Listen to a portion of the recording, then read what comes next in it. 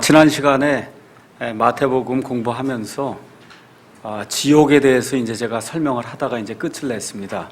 지옥은 넓은 의미의 지옥이 있고 그 다음에 좁은 의미의 지옥이 있어요. 그래서 넓은 의미의 지옥은 지하 세계로 생각하면 됩니다. 그래서 우리가 이제 지금 믿지 않고 죽으면 지옥 갑니다라고 얘기할 때는 그 지하 세계 지옥 중에 뜨거운 불길이 있는 데를 그거를 지옥이라고 얘기하는 거예요. 그래서 성경을 이렇게 보시면서 지옥이라고 하는 그런 단어가 나올 때 그 단어가 넓은 의미의 지하 세계를 의미하는지 아니면 좁은 의미의 그 지하 세계의 일부분, 불꽃이 있는 그 부분을 이야기하는지 그걸 우리가 성경을 읽으면서 잘 이제 판별해서 이제 봐야 됩니다. 지하 세계의 이 그림을 한번 보도록 하겠습니다. 지하 세계. 이 지하 세계의 그림은 땅이에요. 땅에 지금 반만 그려놓은 거예요. 이 밑에는 똑같이 대칭이 되는 거니까 이게 지구입니다. 지구. 이게 지구를 그려놓은 거예요. 지구의 반쪽만 그려놓은 겁니다. 아시겠죠? 예, 그래서 이 지하 세계 이름을 지옥 이렇게 이제 차트가 되어 있는데 이 지하 세계는 크게 세 부분으로 구성이 되어 있다. 이렇게 보시면 됩니다. 한 부분은 거기 왼쪽에 탈타로스라고 하는 그런 데가 있죠. 이 탈타로스라고 하는 데는 창세기 6장에 가서 보시면은 하나님의 아들들, 그 천사들이 이 땅에 남자의 몸을 입고 와서 그래서 자기들이 원하는 대로 모든 여자를 취해서 그래서 그 여자들이 이 자이언트 한 키가 3.5m, 4m가 되는 그런 거인들을 출생시키는 그런 대목이 나와요. 그래서 그와 같은 일들 일으킨 그 하나님의 천사들, 그 하나님의 아들들을 영원히 가두어 놓은 그와 같은 장소가 탈타로스예요. 탈타로스. 그것은 베드로후서 2장 4절이나 유다서 6절에 나와 있는 이와 같은 이 영역이다. 그걸 여러분이 그렇게 기억을 하시면 되고, 그 다음에 어디가 또 있냐 하면은 나머지 이 지하의 땅 속에 지하 세계가 있어요. 전체가 지하 세계. 그 지하 세계에 여러분이 누가복음 16장에 가서 보시면 부자와 나사로 이야기 나오죠. 맞죠? 그래서 지금 먼저 구약시대 먼저 얘기를 하겠습니다. 구약시대에는 사람이 죽으면 의인이든 악인이든 다 지하세계로 갑니다. 그 혼이. 다 지하세계로 가요. 몸은 어디로 가고요? 몸은 다 땅의 무덤으로 들어가는 겁니다. 땅의 무덤으로 들어가고 혼이 의로운 혼이든 아니면 사악한 혼이든 죽으면 다 땅 밑으로 들어가게 돼 있어요. 땅 밑에. 이 땅 밑에 근데 이 지하세계가 둘로 나뉘어 있어요. 누가복음 16장에 가서 보시면 예수님이 그 당시에 지하세계가 어땠는지를 설명을 해줍니다. 그것은 뭐냐 하면 이 나사로가 죽고 그 다음에 부자가 죽었어요. 근데 부자가 지금 어디에 가 있냐면 지옥에 들어가 있단 말이에요. 지옥에 들어가서 멀리 이렇게 내다 보니까 누가 있어요? 나사로가 있는데 나사로가 지금 누구하고 같이 있냐면 아브라함하고 같이 있단 말이에요. 그렇죠? 그렇게 하니까 나사로를 좀 제게 보내서 나사로가 좀 물 한 방울에다 찍어갖고 내 혀를 좀 서늘하게 이렇게 해주면 좋겠습니다. 그렇게 얘기했더니 아브라함이 뭐라고 얘기하냐면 너희와 나와 너 사이에, 너희와 우리 사이에는 큰 구렁텅이가 있어갖고 이쪽에서 거길 건너갈 수도 없고 그쪽에서 이쪽으로 건너올 수도 없다는 거예요. 여기 가서 보시면 크게 갈라진 구렁텅이 여기 보이십니까? 가운데. 맞죠? 그러니까 지하세계 그 영역에 이런 구렁텅이가 있어갖고 그래서 한쪽은 뜨거운 거예요. 그건 좁은 의미의 그게 지옥이란 말이에요. 그게 진짜 좁은 의미의 지옥이고 왼쪽에 뜨겁지 않은 데를 아브라함의 품이라고 불렀어요. 그래서 의로운 사람이 죽으면 아브라함, 다윗 할 거 없이 몽땅이 다 어디로 가냐면 아브라함의 품에 낙원이라고 하는 데로 들어갔습니다. 낙원.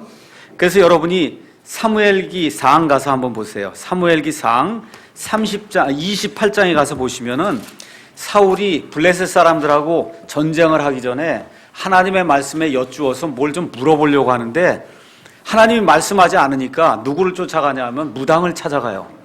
그렇죠? 그래서 내가 앞으로 어떻게 될지 이걸 좀 보여달라고 해서 무당을 찾아가는 엔돌의 무당을 찾아가는 그런 대목이 사무엘기 상 28장에 나와 있어요. 그래서 이 엔돌의 무당이 기도하고 이렇게 그 마술을 통해서 사무엘을 하늘에서 끌어내립니까? 아니면 땅에서 끌어올립니까?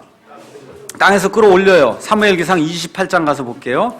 13절 왕이 그녀에게 이르되 두려워하지 말라. 내가 무엇을 보았느냐 하니 여인이 사울에게 이르되 내가 신들이 땅속에서 올라오는 걸 보았습니다. 그렇게 얘기하죠. 그러니까 사울이 그녀에게 이르되 그의 모양이 어떠하더냐 하니까 그녀가 이르되 한 노인이 올라오는데 그가 겉옷을 입었습니다. 그렇죠? 그가 누구예요? 근데 가서 보니까 사울이 그가 사무엘인 줄 알고 자기 얼굴을 숙여 땅에 대고 절하니라 이렇게 나와 있잖아요. 그 다음에 사무엘이 나타나서 직접 얘기하는 게 있어요. 사울에게 이르되 내가 어째 나를 위로 데려가려고 나를 요동시키느냐. 그러니까 사무엘이 이미 죽은 상태예요. 사무엘이 지금 어디 있다는 거예요? 아래에 있다는 거예요. 저 아래 땅속에 지금 있어요. 그래서 사무엘이 위로 올라오는 거예요. 어디에 있냐? 아브라함의 품속에 있단 말이에요. 아브라함의 품이라고 불리는 이 예수님이 십자가 사건 있을 때 예수님의 오른쪽과 왼쪽에 강도가 하나씩 걸려 있었죠. 그 중에 한 강도가 회개하죠. 그랬더니 예수님이 오늘 내가 나와 함께 낙원에 들어가리라 그러죠. 맞죠? 그 낙원이 어디 있냐? 지하세계에 그 낙원이 아브라함의 품이란 말이에요. 아브라함의 품이에요. 근데 넓은 의미로 얘기하면 뭐예요? 그게 지옥이에요. 그것도 넓은 의미로 얘기하면 그것도 지옥이에요. 근데 그 지옥이 구렁텅이가 있어갖고 뜨거운 부분이 있고 아브라함의 품이라고 불려서 말 그대로 안락하게 지내는 그와 같은 부분이 있었다는 겁니다. 그러니까 우리 예수님이 죽어서 넓은 의미로 얘기하면 어디에 내려가세요? 지옥으로 내려가신단 말이에요. 그러니까 사도행전 2장에 나와 있는 것처럼 하나님 아버지께서 내 혼을 지옥에 버려두지 않는단 말이에요. 그래서 어떻게 해요? 이렇게 세우셔서 부활하셨단 말이에요. 그러니까 우리 예수님이 죽으셨을 때 예수님의 몸은 어디로 가요? 어디로 갔어요? 무덤으로 가 있잖아요. 아리마대 요셉의 무덤에 지금 들어가 있고 예수님의 영은 아버지께로 갔어요. 그렇죠? 그렇게 되면서 예수님의 혼은 어디로 가요? 낙원에, 말씀하신 대로 낙원에 들어갔는데 그 낙원이 넓은 의미로 얘기하면 지하세계 지옥이란 말이에요. 거기로 예수님이 내려가신다. 자, 그러면 이 그림을 가서 보시면 예수님 옆에 십자가가 2개 있잖아요. 그렇죠? 그러면 제가 여러분에게 여쭤보겠습니다. 자, 한 강도는 구원받은 강도예요. 맞습니까? 그러면 그의 몸은 어디로 갑니까? 땅에 지금 무덤에 들어가 있어요. 그의 혼은 지금 구원받은 강도는 예수님과 함께 혼이 어디가 있어요? 낙원에, 그것도 어디예요? 지옥이란 말이에요. 넓은 의미의 지옥. 그 낙원에 지금 가 있습니다. 맞죠? 자, 그 다음에 구원받지 못한 강도는 아직도 구약시대예요. 구원받지 못한 강도의 혼은 지금 어디에 가 있을까요? 지옥의 어느 분, 그러니까 지옥의 넓은 의미의 지옥의 구렁텅이 한쪽 뜨거운 불 속에 지금 가 있다 그 얘기입니다. 자, 그런데 변화가 생기기 시작했어요. 어떤 변화가 생기기 시작했냐 하면 예수님 십자가 사건 그 이후에 예수님이 부활하시면서 이 아브라함의 품에 있던 사람, 다시 말해 낙원에 있던 그 사람들을 예수님이 다 잡아가지고 그래서 어디로 올라가시냐면 셋째 하늘에 있는 낙원으로 이 사람들을 옮겨놓게 된다 그 얘기예요. 그게 에베소서 4장에 나와 있습니다. 가서 한번 읽어보겠습니다. 에베소서 4장에 있는 말씀을 잠깐 보겠어요. 에베소서 4장 9절 보겠습니다. 4장 8절부터 읽어야 되겠어요. 그러므로 그분께서 이르시기를 그분께서 높은 곳으로 올라가실 때 포로로 사로잡힌 자들을 사로잡아 이끄시고 사람들에게 선물들을 주셨도다 하시느니라. 이제 그분께서 올라가셨은즉 올라갔단 말이에요. 그것은 곧 그분께서 또한 먼저 땅에 더 낮은 부분으로 내려가신 것이 아니면 무엇이냐. 그러니까 예수님이 죽어서 3일 동안 몸이 지금 여기 아리마대 요셉의 무덤에 있는 동안에 예수님이 어디로 내려갔다는 거예요? 땅에 더 낮은 부분으로, 더 구체적으로 얘기하면 아브라함의 품으로, 좀 더 구체적으로 얘기하면 낙원으로 내려가셨고, 그걸 일반적인 의미로 얘기하면 지옥에 내려가셨단 말이에요. 넓은 그런 의미의 지하세계로 내려가셨다. 그래서 10절 내려가신 그분께서 또한 모든 하늘들보다 훨씬 더 위로 올라가셨다는 겁니다. 그렇죠? 그래서 내려가면서 거기 8절에 나와 있는 대로 그분께서 높은 곳으로 올라가실 때 포로로 사로잡힌 그런 자들을 사로잡아 이끄셨다. 이렇게 돼서 아브라함의 품에 남아있던 구약시대에 이 모든 의인들이 예수님께서 십자가 사건 그 이후에 이 사람들을 다 어디로 옮겨놨다고요? 어디로? 셋째 하늘에 있는 어디로 올라가요? 낙원으로 옮겨 놓는단 말이에요. 그럼 고린도후서 가서 한번 잠깐 보겠습니다. 고린도후서 11장, 12장 거기 가서 보시면은 사도 바울이 이제 겪는 그와 같은 그 환상을 체험하는 그런 내용이 있어요. 12장 가서 보겠습니다. 자랑하는 것이 물론 내게 유익하지 않 12장 1절 유익하지 아니하나 내가 주의 환상들과 계시들로 나아가리라. 내가 그리스도 안에 있는 한 사람을 알았는데 그 사람은 14여 년 전에 셋째 하늘로 채어 올라갔다는 거야. 하나님 계신 셋째 하늘.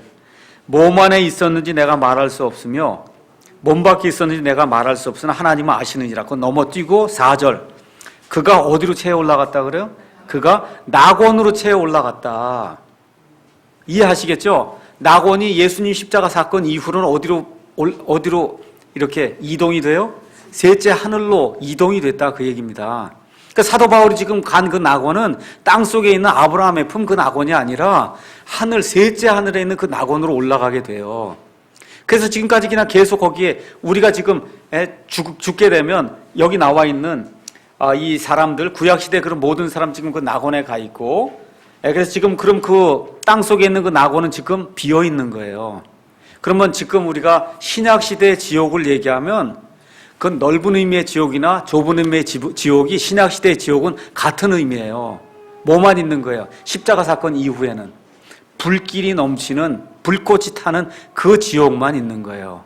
그 다음에 하나님의 아들들 이 탈타로스라고 하는데 그건 영원히 지금 거기 갇혀 있는 데이기 때문에 그렇게 지금 남아 있는 겁니다. 이해하시겠죠? 예. 자, 그래서 이 지옥이 성경에서 이야기할 때 넓은 의미의 지하 세계를 가리키는 그런 경우가 있고 십자가 사건 그 이후에는 그때는 지옥의 낙원이 하늘로 옮겨졌기 때문에 그래서 십자가 사건 이후에는 좁은 의미의 불타는 그런 지옥만 지금 그렇게 남아 있다. 그렇게 이해를 하시면 됩니다. 왜 이렇게 되느냐 하면 신약과 구약이 그 정도로 차이가 있는 거예요. 저와 여러분이 직접 지금 죽으면 어디로 갈까요? 어디로 가요? 뭐 대피소 거쳐요? 연옥 거칩니까? 그런 거 있어요? 없어요? 없어요. 한번 가서 잠깐 보겠습니다. 빌립보서 1장 한번 가서 보시죠. 빌립보서 1장 22절 한번 보겠습니다. 22절 1장 22절 그러나 내가 육체 안에 산다면 이것이 내 수고의 열매이니라. 그럼에도 내가 무엇을 택해야 할지 못하노니 떠나는 게 죽는다는 거예요. 떠나면 누구와 함께 있는 거예요? 그리스도와 함께 있는 거예요. 예수님과 함께 있는 거예요. 떠나면 십자가 사건 이후에 예수님 안에서 죽는 사람은 죽는 순간에 그 순간에 어디로 가요? 예수님께로 직접 가는 거예요. 무슨 저 밑에 땅 밑에 뭐 거치고 그러는 게 없단 말이에요. 이해하시겠죠? 그래서 신약시대가 이렇게 좋은 거예요. 구약시대보다. 구약시대에 아무리 의인이고 다윗이고 아브라함이고 해도 다 어디로 갔어요? 저 중간 대피소 같은 것 낙원으로 들어가 있었단 말입니다. 근데 십자가 사건이 이루어져야만 그래야 이제 부활하는 사람도 이제 생겨나게 되는 거고 그래서 이 십자가 사건 그 이후에 신약시대가 열리면서 더 좋은 상속 언약을 우리에게 허락해 주심으로 말미암아 그래서 우리는 이제는 죽으면은 곧바로 중간 단계 같은 거 거치지 않고 예수님 계시는 셋째 하늘로 직행을 하게 됩니다. 이러한 축복이 우리에게 이제 주어진다. 이렇게 이해를 하시면 되겠습니다.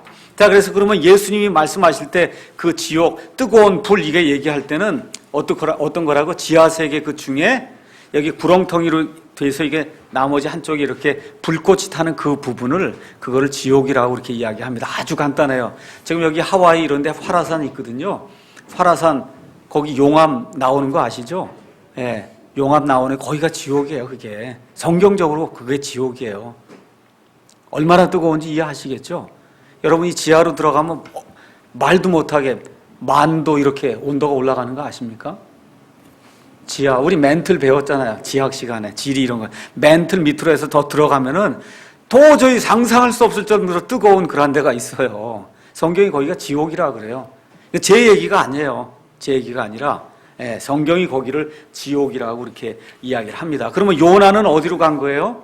지옥으로 갔죠. 지옥으로 갔는데 아브라함의 품 낙원으로 내려갔다가 다시 부활해서 그래서 고래 뱃속에서 다시 살아서 나오게 돼요. 그래서 그걸 예수님 뭐라 그래요? 요나의 표적이다. 무슨 표적이에요? 부활하는 표적이라는 거예요. 요나가 고레 속에 살아있었으면 그게 무슨 표적이에요? 표적이 아니지. 죽어있던 사람이 살아서 부활하는 그 표적을 예수님이 보여주겠다고 하는 걸로 요나의 표적을 드신 겁니다. 자, 그러면 지옥은 그 정도로 이해를 하시면은, 이게 성경에서 지옥이 나올 때 예수님의 몸을 지옥에 남겨두지 아니하시, 이런 거 얘기할 때 그 지옥하고 펄펄 끓는 그런 불이 있는 그와 같은 지옥하고 이게 구분이 이렇게 좀 돼서 여러분이 이해하셨으리라고 이제 믿습니다. 자, 그 다음에 이제 또 어떤 지옥이 있냐 하면은 마태복음 10장 28절에 몸은 죽여도 혼은 능히 죽이지 못하는 자들 두려워하지 말고 오직 혼과 몸을 능히 지옥에서 멸하시는 분을 두려워하라. 여태 나오는 그 지옥은 게헨나라고 하는데요. 게헨나. 신약성경에 12번 사용이 되는데 그중 11번은 우리 예수님이 직접 말씀하신 겁니다. 게헨나는 뜻이 결코 끝이 없는 불, 사람이 끌 수 없는 그런 불이 타는 곳을 의미합니다. 자, 그래서 원래는 흰놈의 골짜기라고 하는 이런 데서 이제 게헨나가 나오는데 이게 예루살렘 도시에 쓰레기를 버리는 그와 같은 데가 흰놈의 골짜기예요. 쓰레기 버리면 어떻게 태우지 않습니까? 그 태우는데 쓰레기가 계속 나오니까 계속해서 불이 꺼지지 않고 타는 그와 같은 장소. 그래서 예수님이 그와 같은 장소를 가리키면서 지옥에, 나중에 잘 들으세요, 천년왕국이 다 끝나게 되면 새하늘과 새 땅이 이루어지거든요. 맞죠? 그때가 이루어지게 되면 그러면 저와 여러분이 살게 될 때도 변하게 됩니다. 저와 여러분이 지금 죽으면 셋째 하늘에 갑니다. 셋째 하늘에 가요. 그 일이 이루어져서 맨 마지막에 우리가 예수님 휴거, 이제 우리를 끌어올려서 휴거를 이제 하게 되면 그러면 우리가 몸이 여기 죽어있던 그 몸이 살아서 부활하거든요. 맞죠? 그렇게 되면 진짜 완전한 그와 같은 몸을 우리가 갖게 되는 거예요. 이제 이렇게 완전한 몸을 갖게 된 이 사람들이 영원히 사는데 여기를 새하늘과 새 땅에, 특별히 새 예루살렘이라고 이야기하고, 그렇게 되고 여기 구원받지 못한 사람도 나중에 몸을 받아요. 부활해서. 그래서 그 사람들이 영원히 사는 데를 그거를 불호수라고 얘기해요. 불호수. 이야기 아시겠죠? 그 불호수가 게헨나다 이렇게 생각하시면 됩니다. 장소는 어디라고 나와 있지 않아요. 그렇기 때문에 저희가 뭐라고 얘기는 못합니다. 그래서 게헨나는 꺼지지 않는 영원한 불을 표현하는 그와 같은 단어입니다. 이건 무덤이 될 수가 없어요. 자, 그래서 이 지옥을 만드신 분, 지옥은 원래 누구를 위해 만들었느냐?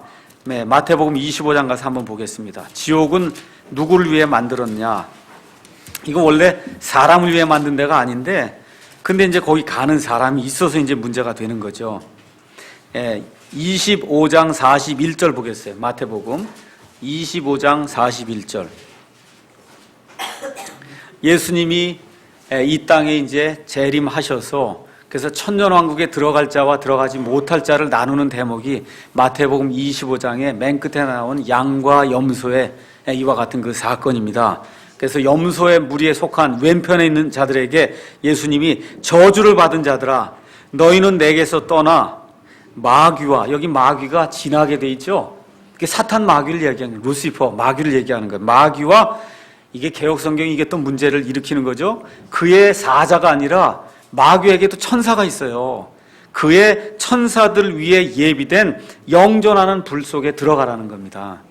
그러니까 이 영존한 불, 게헨나 불, 이 지옥의 불은 원래 누굴 위해 예비한 거냐 하면 하나님의 뜻을 저버리고 타락한, 이와 같은 그 루시퍼와 함께 타락한 이 하늘의 3분의 1 되는 그와 같은 이 타락한 천사들 위해서 하나님이 예비해 놓으신 그와 같은 장소가 지옥이에요.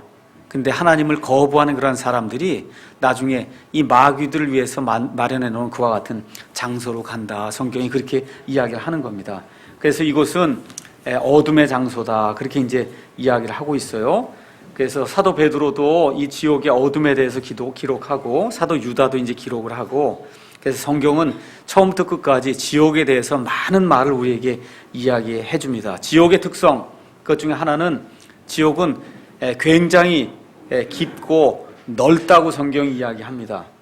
지옥의 이제 한 부분이 또 어디가 있냐 하면은, 여러분이 도표에 가서 보시면 지옥의 한 부분이 가운데 이 밑바닥 없는 구덩이가 있다 그래요.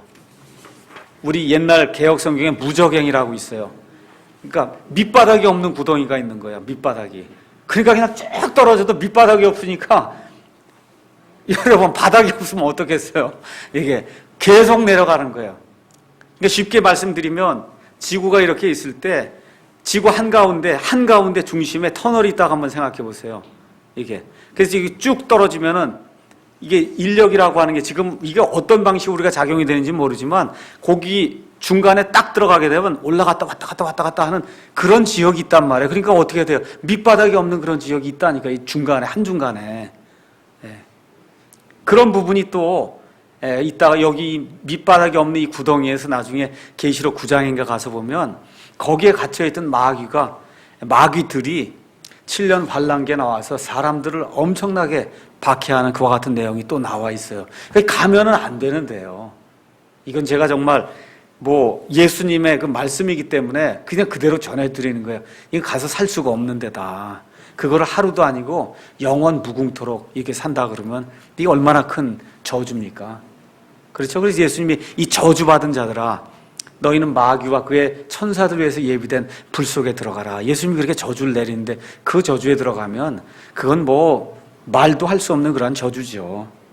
그래서 이 지옥은 또 어떻게 이제 표현이 되어 있냐면 하여튼 사람들을 다 수용할 수 있는 그런 공간이라는 거예요. 근데 이게 좁아지면은 스스로를 확장한다 그랬어요. 이사야서 한번 4장 15절 한번 가서 보겠습니다. 이사야서 4장 15절 거기 가서 보시면 지옥이 스스로를 확장한다는 거예요. 4장 15절.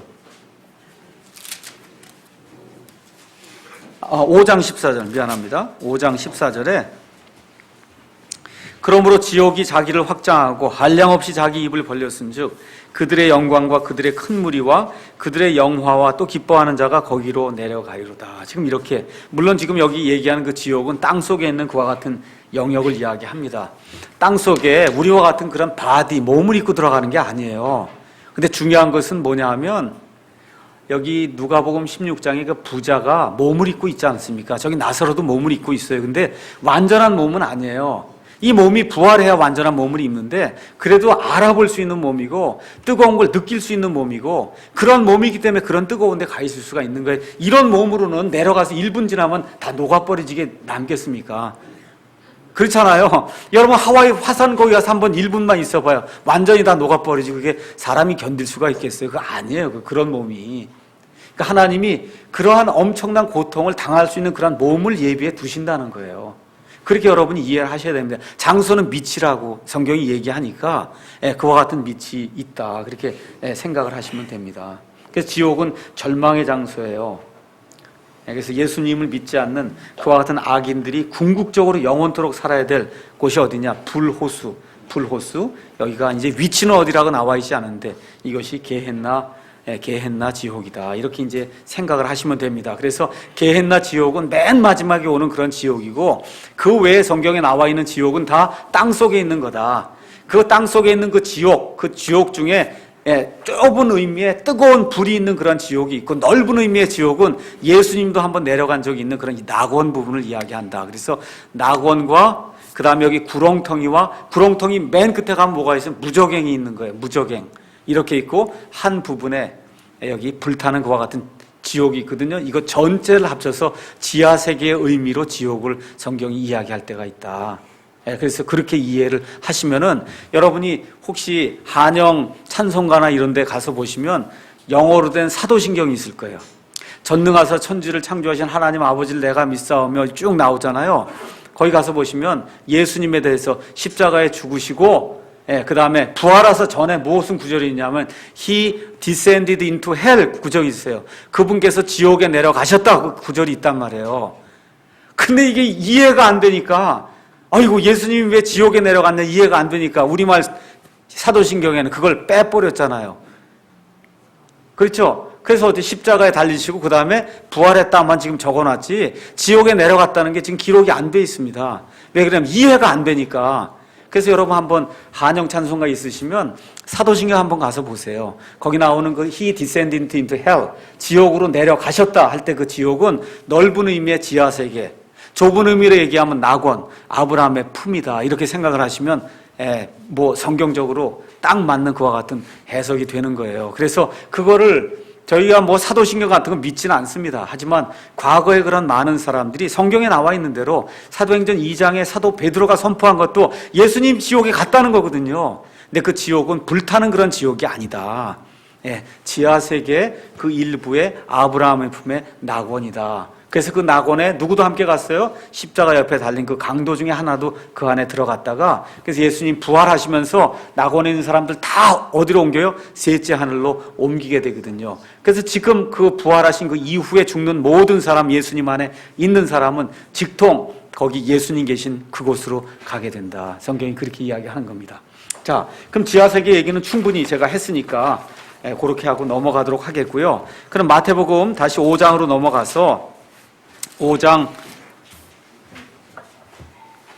29절 30절 이 간음하는 그런 이야기를 하면서 눈으로 간음하는 거, 완력으로 간음하는 거 뭐 이런 것들 얘기하면서 눈 얘기가 나고 오른 손을 찍어 버리라고 이야기하고 하는데, 이거 여러분 진짜 무슨 손 찍고 이렇게 받아들이면 안 됩니다. 이게 그렇죠? 지금 여기서 포인트는 뭐냐면 이런 것들 찍어버리고 없애는 거, 이런 걸로는 지옥 형벌을 면하기 어렵다는 그런 뜻이에요.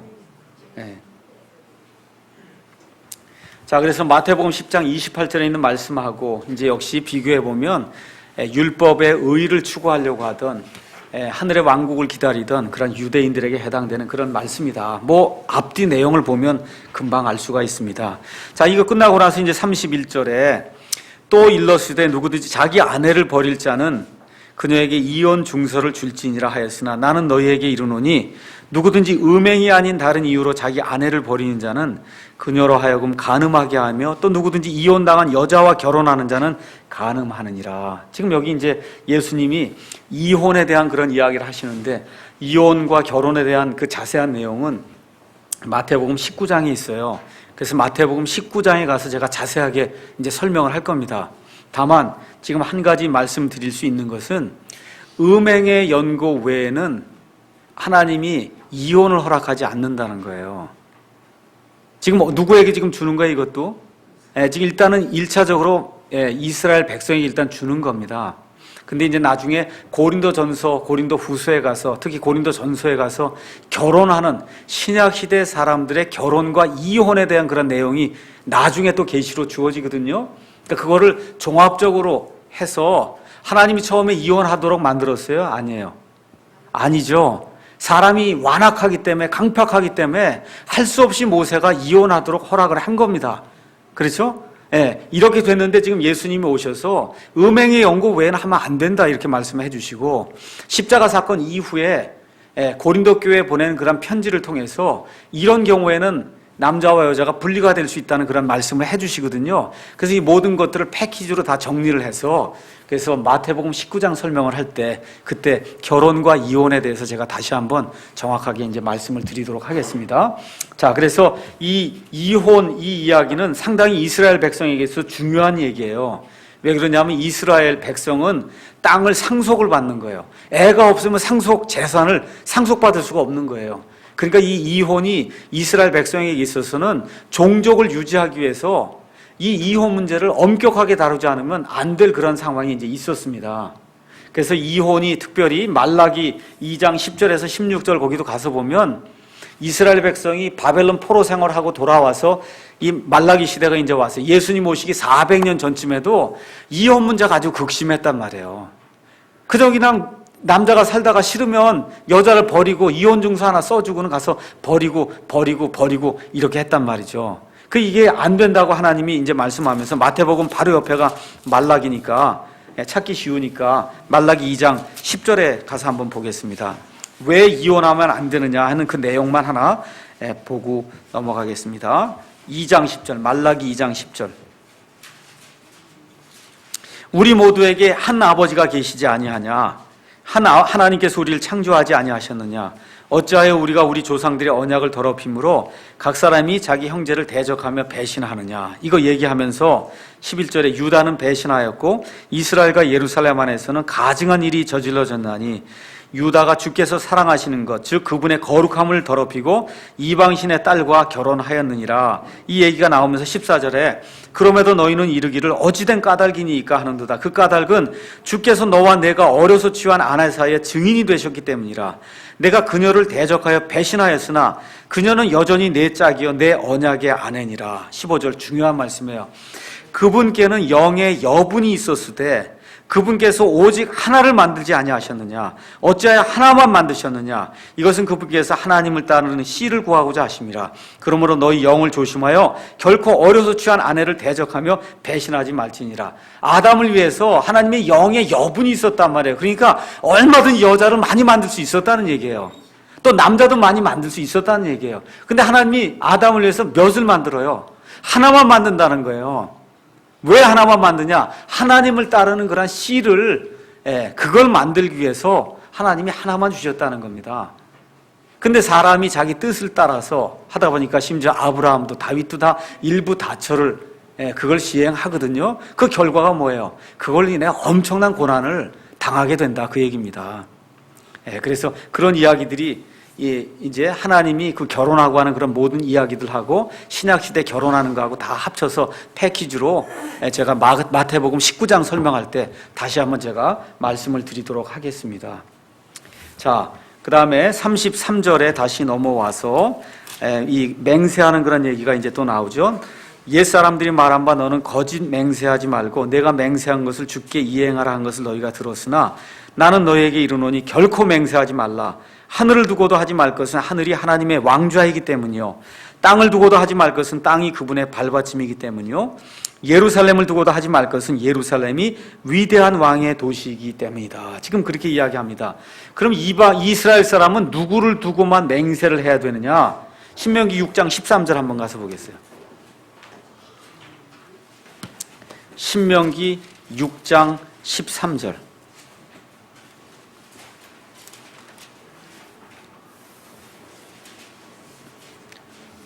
자, 주 내 하나님을 두려워하며 그분을 섬기고 누구 이름만 맹세하라 그래요? 자, 그분의 이름이 뭘까요? 지금 우리가 아는 걸로 대답해 보세요. 하나님의 그분의 이름이 뭐예요? 여호와란 말이에요. 여호와. 여호와라고 하는 이름을 두고 맹세하라는 거예요. 근데 잘 들으세요. 이거하고 출애굽기 20장에 가서 한번 보세요. 출애굽기 20장에 출애굽기 20장 7절 가서 보세요. 이거하고 같이 연결해서 보세요. 너는 주 내 하나님의 이름을 헛되이 취하지 말라. 주가 자신의 이름을 헛되이 취하는 자를 죄 없다 하지 아니하리라. 자, 보세요. 그러면 맹세는 누구 이름으로만 해야 돼요? 여호와, 이 주 하나님의 이름으로만 해야 되는데 맹세를 하고 그걸 안 지키면 어떻게 돼요? 죽는 거죠. 여기 죽이라 그랬잖아요. 이거는 하나님이 그걸 그냥 용서해두지 않겠다는 거예요. 그러니까 맹세하는 일이 쉽겠어요? 어렵겠어요?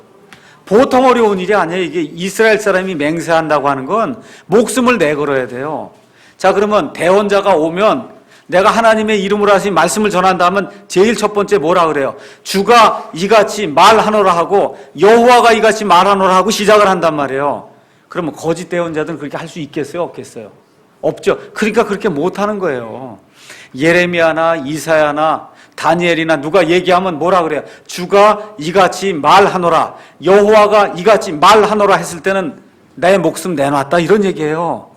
내 목숨을 내놨다. 그러니까 이게 안 이루어지면 나는 거짓 대언자니까 나를 쳐서 죽이시오 이런 얘기예요. 그러니까 맹세를 하되 어떻게 하라는 거야? 여호와의 이름을 두고 맹세를 하라고 얘기를 하니까 감히 거의 대부분의 일에서는 맹세가 이루어질까요? 안 이루어질까요? 아예 할 수가 없는 거죠. 그렇잖아요. 거의 맹세가 할 수 없는 겁니다. 이 이스라엘 백성이. 근데 이제 나중에 가다 보니까 그렇게 하면 안 되니까 또 법을 만든 거예요. 그렇죠? 그래서 이 사람의 이름을 두고 하거나 여기 가서 보니까 지금 뭐를 두고 맹세하는 일이 생겼어요. 하늘을 두고, 하나님 이름은 못하니까 이제 하늘을 두고 맹세하고 또 뭘 두고 맹세해요? 땅을 두고 맹세하고 또 예루살렘을 두고 맹세하고 그런 일들이 지금 율법을 통해서 하나님의 이름을 두고는 하나님이 그렇게만 하라는데 그건 못하겠고 그러니까 어떻게 해요? 하나님이 있는 그 하늘 거길 두고 하거나 하나님이 발을 내려놓는 이 발바닥 되는 이 땅을 두고 하거나 아니면 위대한 왕 누구예요? 예수님이잖아요. 지금은 그렇지만 옛날에 위대한 왕은 뭐 다윗이라든지 이런 사람을 두고 그러고 거짓 맹세를 했단 말입니다. 이런 거 하지 말라.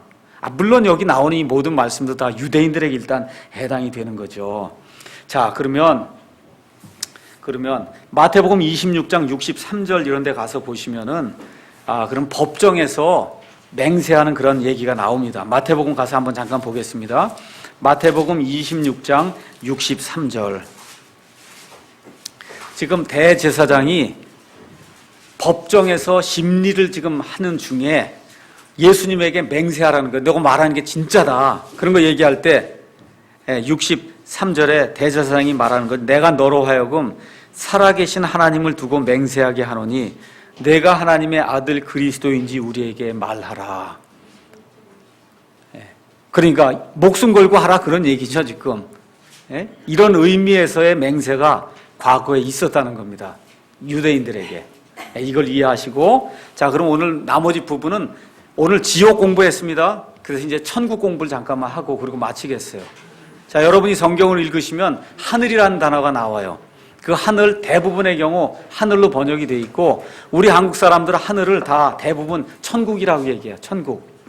그래서 하늘은 성경을 가서 보면 하늘이 세 개가 나와요. 세 하늘. 그러니까 하늘 얘기가 나오면 그러면 이게 뭘 얘기하는가를 잘 기억을 하셔야 됩니다. 아까 고린도후서 12장 읽었는데 사도 바울이 낙원의 채에 올라갔는데 그 낙원이 어디 있다 그래요? 셋째 하늘에 있다는 거. 그러니까 third heaven이라고 그래요. 우리 옛날 개혁 성경에는 3층 천이라고 이렇게 돼 있는데 3층 천이라고 돼 있는데 어쨌든 성경대로 이야기하면 셋째 하늘이에요. 그러니까 셋째 하늘이 있으니까 둘째도 있고 첫째도 있다는 거예요. 맞죠? 둘째도 있고 첫째도 있어요. 그래서 첫째 하늘, 하나님이 계신 데를 그걸 셋째 하늘이라고 얘기합니다. 하나님이 계신 데를 셋째 하늘.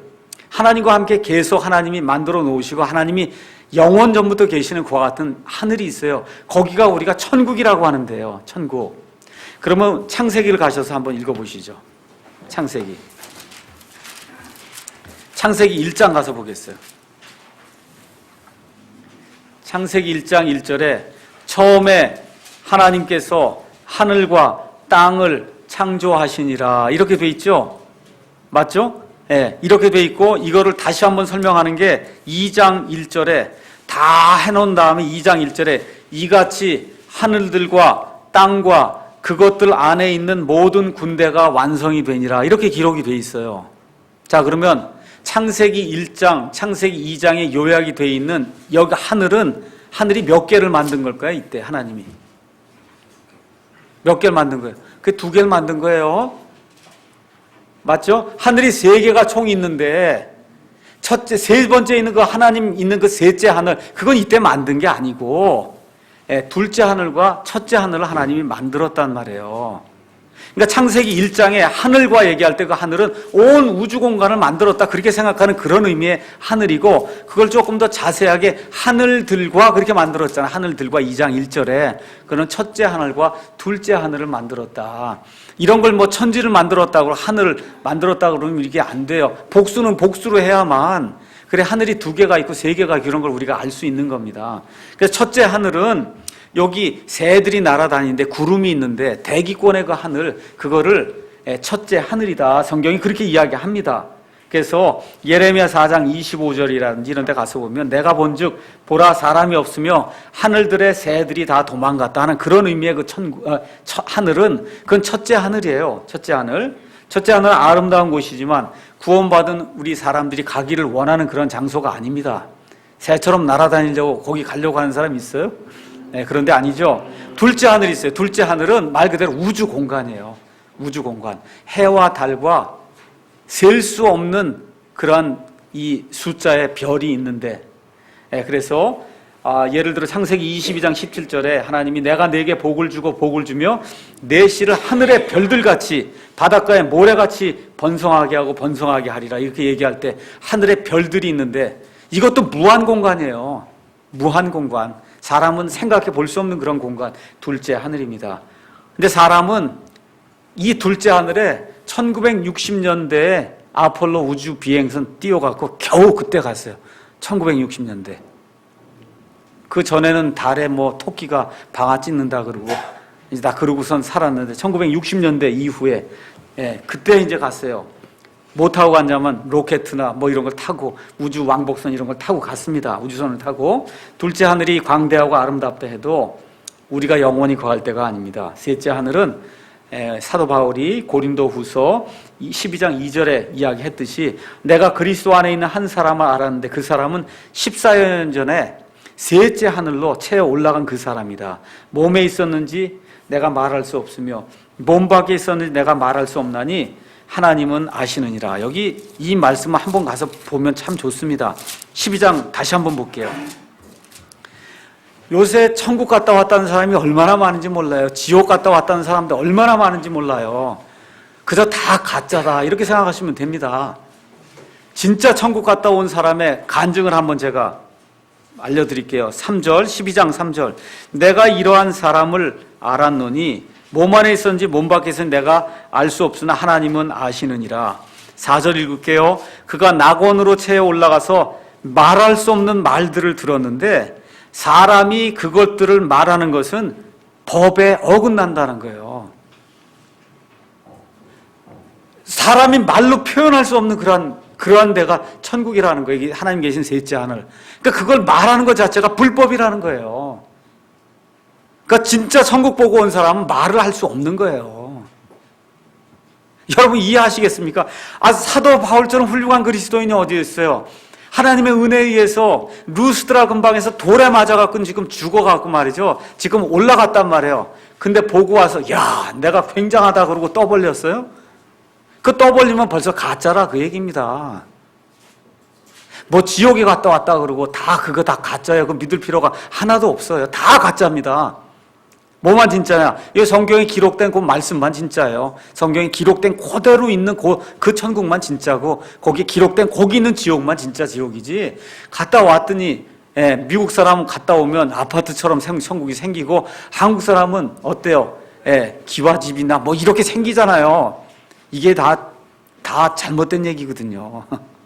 그래서 이런 일은 있을 수 없어요. 그래서 진짜 갔다 온 사람은 입 다물고 있지 말하러 돌아다니지 않습니다. 다 돈 벌려고 인기 끌려고 그렇게 이제 돌아다니는 겁니다.